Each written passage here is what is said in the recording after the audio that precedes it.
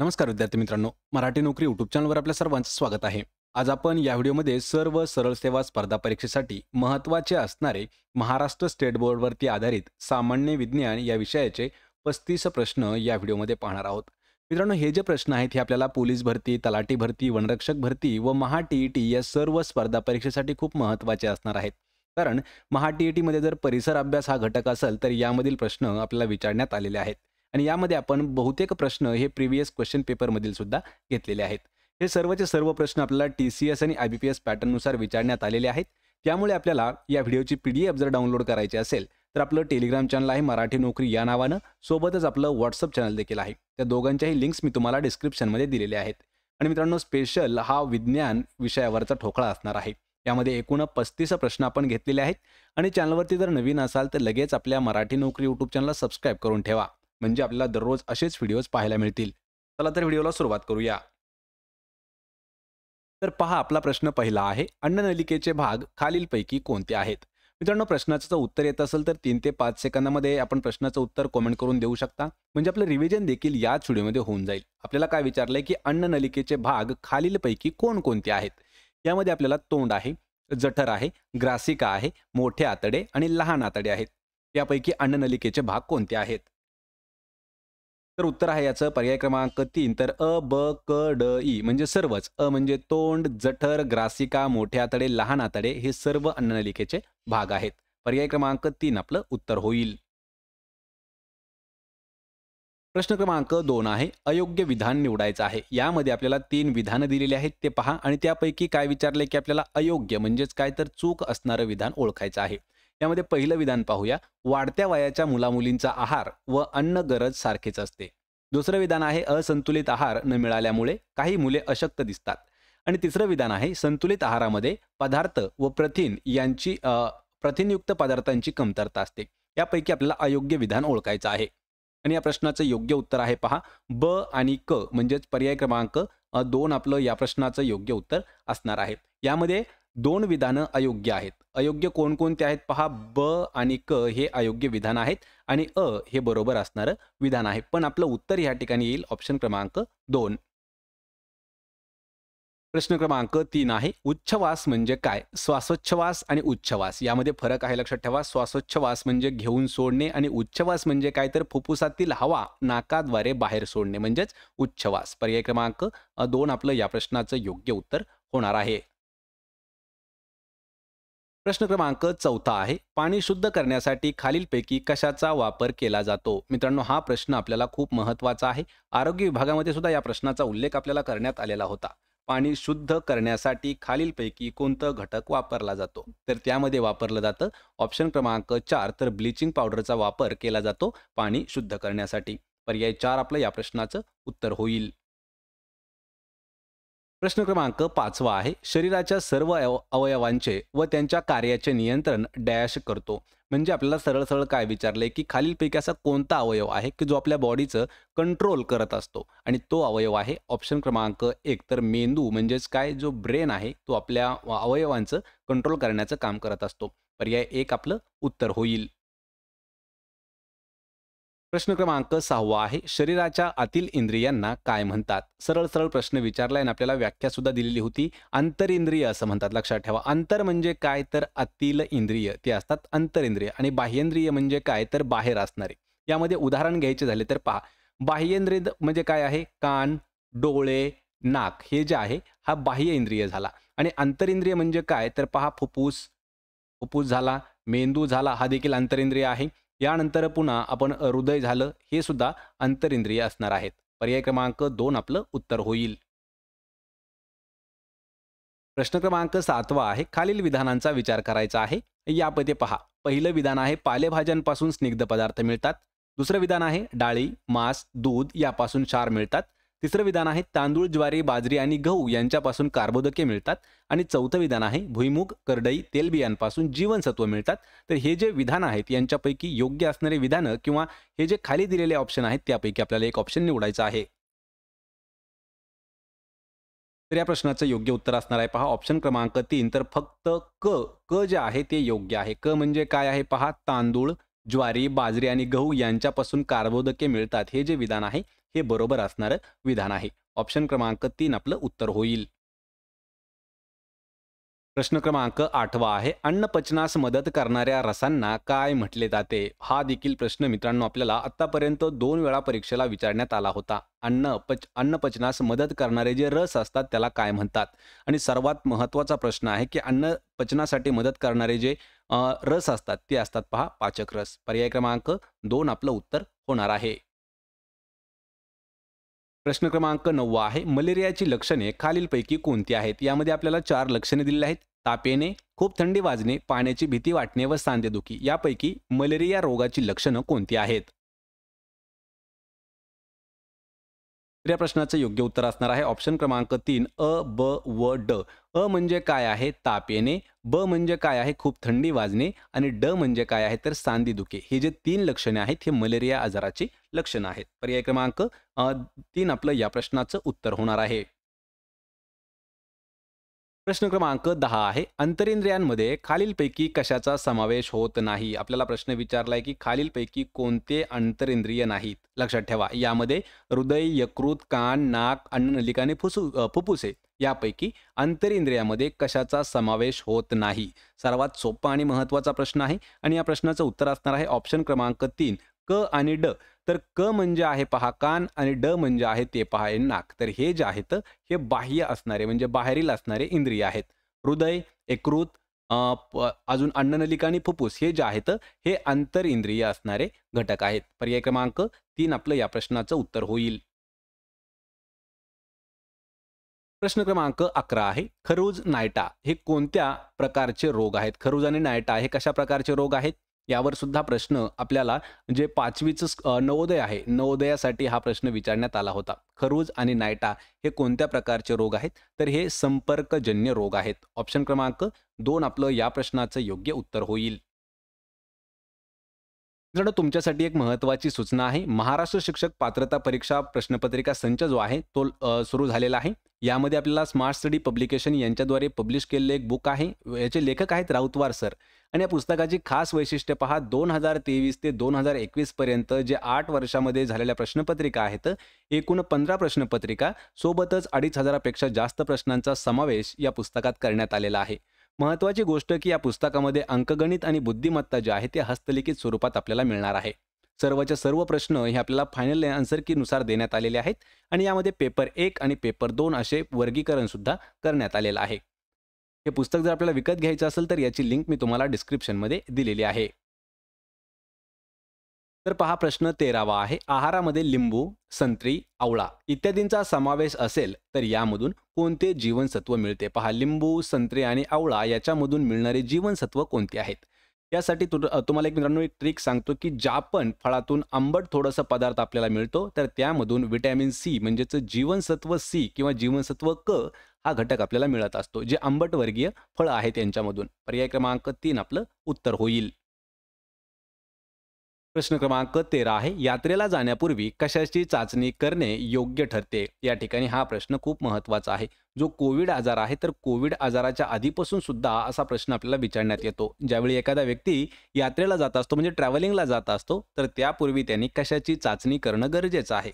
तर ती चाचणी असते पहा कॉलरा रोगाची चाचणी. पर्याय क्रमांक 2 आपलं या प्रश्नाचं योग्य उत्तर होणार आहे. प्रश्न क्रमांक 14 आहे. ज्या गतीची दिशा सतत बदलत असते त्या गतीला काय म्हणतात? सरळ सरळ आणि सोपी आपल्याला व्याख्या दिलेली आहे. मित्रांनो, हे जे काही आपण 35 प्रश्न घेतलेले आहेत हे 35चे 35 प्रश्न आपल्याला 5वीचं सामान्य विज्ञान या घटकावरती घेतलेले आहेत. म्हणजे हे प्रश्न आपल्याला टीईटीच्या पेपर 1 साठी महत्त्वाचे ठरणार आहेत. ज्या गतीची दिशा सतत बदलत असते त्या गतीला काय म्हणतात? तर ती गती असते ऑप्शन क्रमांक 2 तर यादृच्छिक गती. यावरती प्रश्न आपल्याला विचारण्यात आला होता स्कॉलरशिपसाठी सुद्धा. पर्याय क्रमांक 2 आपलं उत्तर होईल. प्रश्न क्रमांक 15 आहे. अन्नाचे रूपांतर विद्राव्य घटकात होणे आणि ते नंतर रक्तात मिसळणे या प्रक्रियेला काय म्हणतात?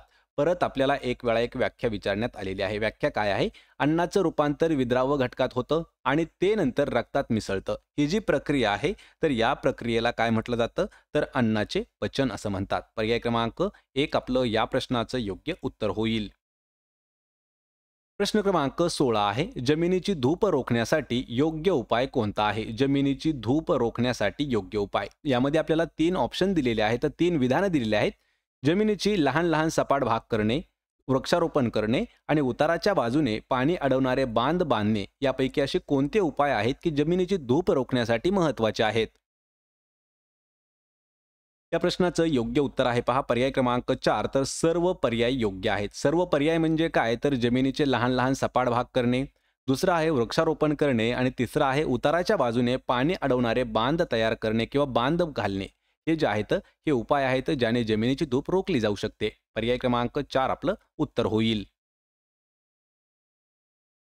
प्रश्न क्रमांक 17 आहे, BCG लक्षात ठेवा, BCG म्हणजेच त्रिगुणी लस यामध्ये खालीलपैकी कशाचा समावेश होत नाही? तर BCG किंवा त्रिगुणी जी लस आहे तर यामध्ये सर्वांना माहीत आहे की कॉलरा या रोगाची किंवा या लसीची समावेश होत नाही. यामध्ये घटसर्प, डांग्या खोकला आणि धनुर्वाताचा समावेश होतो. पर्याय क्रमांक 2 कॉलरा आपलं उत्तर होईल. प्रश्न क्रमांक 18 आहे, ORS त्याला आपण जलसंजीवनी म्हणतो. तर या शब्दाचा पूर्ण अर्थ काय आहे? ORS त्याला मराठीमध्ये जलसंजीवनी म्हटलं जातं आणि आपल्याला ORS चा फुल फॉर्म विचारलेला आहे. लक्षात ठेवा, फुल फॉर्म ORS चा काय आहे? Oral rehydration solution. म्हणजेच ऑप्शन क्रमांक 1 आपलं या प्रश्न ऑप्शन क्रमांक 4 आपलं या प्रश्नाचं योग्य उत्तर होणार आहे. ORS oral rehydration solution. प्रश्न क्रमांक 19 आहे पहा, अल्बाडाझोल आणि एव्हरमेक्टिन यांचा वापर खालीलपैकी कोणत्या आजारासाठी केला जातो? या ठिकाणी आपल्याला 2 औषधं दिलेले आहेत. अल्बाडाझोल आणि दुसरा आहे एव्हरमेक्टिन. तर यांचा वापर कशासाठी किंवा कोणत्या आजारासाठी केला जातो? या प्रश्नाचं उत्तर आहे ऑप्शन क्रमांक 4. तर हत्ती रोगावर गुणकारी किंवा औषधी आहेत हे अल्बाडाझोल आणि एव्हरमेक्टिन. ऑप्शन क्रमांक 4 आपलं उत्तर होईल. प्रश्न क्रमांक 20 आहे, खालीलपैकी शरीरातील सर्वात मोठी ग्रंथी कोणती आहे? शरीरातील सर्वात मोठी ग्रंथी आपल्याला विचारली आहे. हा प्रश्न आपल्याला पोलीस भरतीमध्ये जशास तसा विचारण्यात आला होता. आरोग्य विभाग 2019 ला हा प्रश्न जशास तसा विचारण्यात आला होता. शरीरातील सर्वात मोठी ग्रंथी तर ती आहे पहा यकृत. ऑप्शन क्रमांक 3 आपलं या प्रश्नाचं योग्य उत्तर होईल. प्रश्न क्रमांक 21 आहे, उष्माघाताची लक्षणे खालीलपैकी कोणती आहेत? उष्माघात याची लक्षणे आपल्याला यामध्ये 4 लक्षणं दिलेली आहेत. तर ती कोणकोणती त्यापैकी बरोबर आहेत? उन्हामुळे भोवळ येणे, श्वासोच्छवासामध्ये अडथळा निर्माण होणे, डोके दुखणे आणि उलट्या होणे यापैकी उष्माघाताची लक्षणं कोणती आहेत? लक्षात ठेवा मित्रांनो, अ, ब, क, ड सर्व म्हणजे हे जे आहेत हे उष्माघाताची लक्षणे आहेत. म्हणजे उन्हामुळे भोवळ सुद्धा येऊ शकते, म्हणजे श्वास घेण्यासाठी अडथळा होऊ शकतो, डोकं दुखू शकतं किंवा उलट्या होऊ शकतात. हे 4ही लक्षणं उष्माघाताची आहेत. म्हणजे पर्याय क्रमांक 2 आपलं या प्रश्नाचं उत्तर होईल. प्रश्न क्रमांक 22 आहे, गाजर, पपई, पिकलेली पिवळी फळे यामध्ये कोणते जीवनसत्व विपुल प्रमाणात असते? लक्षात ठेवा, यामध्ये आपल्याला सरळ सरळ 3 ते 4 फळांचं नावं दिले आहेत. गाजर, पपई किंवा पिकलेली जेवढे काही पिवळे फळं असतात यामध्ये कोणतं जीवनसत्व हे जास्त प्रमाणामध्ये आढळतं? उत्तर आहे ऑप्शन क्रमांक 1. तर अ जीवनसत्व हे जे आहे हे गाजरामध्ये जास्त प्रमाणात असतं, पपईमध्ये जास्त प्रमाणात असतं आणि जेवढे काही पिकलेली पिवळ्या कलरची फळं असतात त्यामध्ये सुद्धा व्हिटॅमिन ए हे जास्त प्रमाणामध्ये येतं. पर्याय क्रमांक 1 आपलं उत्तर होईल.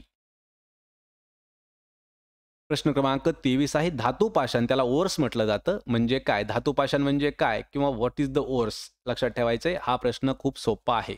पण या प्रश्नाचा उल्लेख आपल्याला 11वीच्या केमिस्ट्रीमध्ये सुद्धा करण्यात आलेला आहे. धातू पाषाण म्हणजे काय असतं? तर धातूचा कोणताही शुद्ध भाग म्हणजे असतो धातू पाषाण. पर्याय क्रमांक 1 आपलं या प्रश्नाचं उत्तर होईल. प्रश्न क्रमांक 24 आहे, मलेरिया लागण प्रामुख्याने कशामुळे होते? मलेरियाची जी आजाराची लागण आहे ही मुख्यतः होण्याचं कारण काय आहे? तर यामध्ये मित्रांनो आपल्याला 4-5 डास जे आहेत ती दिली आहेत. तर त्यापैकी मुख्य आपलं उत्तर असणार आहे ऑप्शन क्रमांक 3. तर ॲनाफिलिस डासाची जी मादी आहे तर ही चावल्यामुळे होत असतो पहा मलेरिया आजार. पर्याय क्रमांक 3 आपलं या प्रश्नाचं उत्तर होईल. प्रश्न क्रमांक 25 आहे, शरीराची वाढ, विकास तसेच नियमनासाठी मर्यादित स्वरूपामध्ये आवश्यक असलेल्या सेंद्रिय संयुगाच्या समूहाला डॅश म्हणतात. या ठिकाणी परत एक वेळ आपल्याला एक व्याख्या विचारली आहे. व्याख्या कशाची आहे लक्षात ठेवा. तर या प्रश्नाचं उत्तर असणार आहे ऑप्शन क्रमांक 2. तर जीवनसत्व हे आपलं योग्य उत्तर असणार आहे. तर यामध्ये लक्षात ठेवा जीवनसत्वाची व्याख्या कशी दिली आहे. शरीराची वाढ, विकास तसेच नियमनासाठी मर्यादित स्वरूपात आवश्यक असलेल्या सेंद्रिय संयुगाचा समूह जो असतो तो असतो जीवनसत्व, म्हणजे त्याला आपण विटॅमिन म्हणतो. पर्याय क्रमांक 2 आपलं या प्रश्नाचं उत्तर होईल. प्रश्न क्रमांक 26 आहे, आण्विक कचऱ्याची विल्हेवाट लावण्यासाठी सर्वात व्यापकपणे स्वीकारलेली पद्धत कोणती आहे? या ठिकाणी प्रश्न थोडासा इम्पॉर्टंट आहे. आण्विक कचरा जो असतो तर त्याची विल्हेवाट म्हणजे त्याला नायनाट करण्यासाठी सर्वात व्यापकपणे म्हणजे चांगली असलेली पद्धत कोणती आहे? तर या प्रश्नाचं योग्य उत्तर आहे ऑप्शन क्रमांक 4, तर आण्विक कचऱ्याला स्थिर भूगर्भीय खडकामध्ये किंवा खडक स्तराखाली गाडून टाकणे. पर्याय क्रमांक 4 आपलं उत्तर होईल. प्रश्न क्रमांक 27 आहे, पदार्थांच्या सूक्ष्माती सूक्ष्म कणांना महर्षी कणाद यांनी काय म्हटलं होतं? मित्रांनो, यावर सुद्धा प्रश्न आपल्याला एक वेळा विचारण्यात आला होता स्कॉलरशिप भरतीसाठी. पदार्थांच्या सूक्ष्माती सूक्ष्म म्हणजे सर्वात सूक्ष्म कणांना महर्षी कणाद यांनी काय नाव दिलं होतं? तर त्यांना पिलव असं नाव दिलेलं होतं. पर्याय क्रमांक 2 आपलं उत्तर होईल. प्रश्न क्रमांक 28 आहे, हत्तीरोग होण्यासाठी खालीलपैकी कोणता किटाणू कारणीभूत असतो? पहा, हत्तीरोग खालीलपैकी कोणत्या किटाणूपासून होतो? तर सर्वांना माहीत आहे की हत्तीरोग जो आहे तो क्युलेक्स या डासापासून होत असतो. पर्याय क्रमांक 3 आपलं या प्रश्नाचं उत्तर होईल. प्रश्न क्रमांक 29 आहे, पुन्हा पुन्हा उलटसुलट क्रमाने होऊ शकणाऱ्या बदलांना डॅश बदल म्हणतात. या ठिकाणी आपल्याला बदल म्हणजे चेंजेसवरती प्रश्न विचारण्यात आलेला आहे. पण प्रश्न आहे की पुन्हा पुन्हा उलटसुलट क्रमांकाने जे बदल होतात त्या बदलांना काय म्हटलं जातं? तर ते बदल असतात परिवर्तनीय बदल. पर्याय क्रमांक 3 आपलं या प्रश्नाचं योग्य उत्तर होणार आहे. प्रश्न क्रमांक 30 आहे, शारीरिक किंवा मानसिक कार्यात बिघाड निर्माण होणाऱ्या स्थितीला काय म्हणतात? प्रश्न मित्रांनो समजावून घ्या. शारीरिक किंवा मानसिक कामामध्ये बिघाड जर होणारी जी स्थिती असते किंवा बिघाड निर्माण होणारी जी स्थिती असते तिला काय म्हणतात? सर्वांना माहीत आहे की त्याला आजार म्हणजे त्याला रोग म्हटलं जातं. ऑप्शन क्रमांक 2 आपलं या प्रश्नाचं उत्तर आहे. प्रश्न क्रमांक 31 आहे, कीटकनाशक आणि रोगनाशक द्रव्य खालीलपैकी कोणत्या वनस्पतीपासून मिळवता येते? या ठिकाणी आपल्याला एक वनस्पतीचा गुणधर्म दिला आहे की ज्यापासून कीटकनाशक आणि रोगनाशक द्रव्य हे बनवले जातात आणि ती वनस्पती मानवी जीवनासाठी सुद्धा खूप महत्त्वाची आहे. ती अशी आहे ऑप्शन क्रमांक 1 तर कडुलिंब. पर्याय 1 आपलं या प्रश्नाचं उत्तर होईल, कारण कडुलिंबाचे फायदे जे आहेत ते खूप सारे फायदे आहेत, ज्यापासून आपण कीटकनाशक औषधं बनवलेली जातात, सोबतच रोगनाशक द्रव्य सुद्धा त्यापासून बनवले जातात. प्रश्न क्रमांक 32 आहे, उष्णता वाहून नेण्याची क्षमता असणाऱ्या पदार्थांना काय म्हणतात? प्रश्न परत एक वेळा समजावून घ्या. प्रश्न खूप महत्त्वाचा आहे. ज्या ज्या ठिकाणी इलेक्ट्रॉनिक्सचा विषय येतो त्यामध्ये या प्रश्नाचा उल्लेख सुद्धा खूप वेळा विचारण्यात येतो. उष्णता वाहून नेण्याची क्षमता असणारे पदार्थ त्या पदार्थांना काय म्हणतात? तर उष्णता सुवाहक असं त्याला म्हटलं जातं. पर्याय क्रमांक 4 आपलं या प्रश्नाचं उत्तर होईल. प्रश्न क्रमांक 33 आहेत, सर्पदंश झाल्यास दंश झालेल्या ठिकाणी खालीलपैकी कोणत्या द्रावणाने सफाई केली जाते? ज्यावेळी आपल्याला एखादा साप चावतो तर ते साप चावलेली जी जागा असते त्या जागेवरती एक द्रावण म्हणजे केमिकल वापरलं जातं ती जागा सफाई करण्यासाठी. ते केमिकल कोणतं असतं? तर ते असतं पोटॅशियम परमॅग्नेट. पर्याय क्रमांक 1 आपलं या प्रश्नाचं योग्य उत्तर होईल. प्रश्न क्रमांक 34 आहे, खडकांपासून मातीचा 2.5 सेंटीमीटर पातळ थर तयार होण्यासाठी सुमारे डॅश एवढा काळ लागतो. काळ म्हणजे काय? तर आपल्याला एक कालावधी दिलेला आहे. कालावधी किती आहे? 2.5 सेंटीमीटर पातळ थर तयार होण्यासाठी खडकांपासून मातीचा किती वर्षाचा काळ लागतो? तर या प्रक्रियेला जवळपास 800 ते 1000 वर्षांचा कालखंड असतो. पर्याय क्रमांक 2 आपलं उत्तर होईल. प्रश्न क्रमांक 35 आहे, वैद्यकीय मदत मिळेपर्यंत करण्याच्या तात्पुरत्या उपचारांना डॅश म्हणतात. आपण त्याला लक्षात ठेवायचे फर्स्ट एड्स असं म्हटलं जातं. फर्स्ट एड्स लक्षात ठेवा. तर कशासाठी विचारले की वैद्यकीय मदत म्हणजे डॉक्टरी मदत मिळेपर्यंत तात्पुरता केलेला जो उपचार असतो त्याला काय म्हटलं जातं? त्याला म्हणतात प्रथमोपचार. पर्याय क्रमांक 4 आपलं या प्रश्नाचं योग्य उत्तर होईल. तर मित्रांनो, ही होती महत्त्वाचे 35 प्रश्न जे आपल्याला 5वीचं जे विज्ञान आहे, 5वी सामान्य विज्ञान या घटकावरती विचारण्यात आलेले होते. आणि हे सर्वच्या सर्व प्रश्न महा-टी-ई-टी पेपर 1 साठी खूप इम्पॉर्टंट आहेत आणि यातील जवळपास 40% भाग आपल्याला परीक्षेमध्ये विचारला जातो. आपल्याला हा व्हिडिओ कसा वाटला हे मला कमेंट करून नक्की सांगा. व्हिडिओ जर आवडला असेल तर व्हिडिओला लाईक करा, मित्रांमध्ये व्हिडिओ शेअर करा आणि आपल्या मराठी नोकरी यूट्यूब चॅनलला सबस्क्राईब करून ठेवा. आणि अशाच पद्धतीचे ठोकळा प्रश्नसंच जर पाहायचे असतील तर आपल्या चॅनलला सबस्क्राईब करा. सोबतच आपलं टेलिग्राम चॅनल आहे. प्रत्येक व्हिडिओची PDF फ्रीमध्ये पाहिजे असेल तर टेलिग्रामला सुद्धा आपल्या जॉईन करा. त्याची लिंक मी तुम्हाला डिस्क्रिप्शनमध्ये दिलेली आहे. आपण भेटूया पुढच्या एका अशाच नवीन व्हिडिओमध्ये. तोपर्यंत जय हिंद, जय महाराष्ट्र.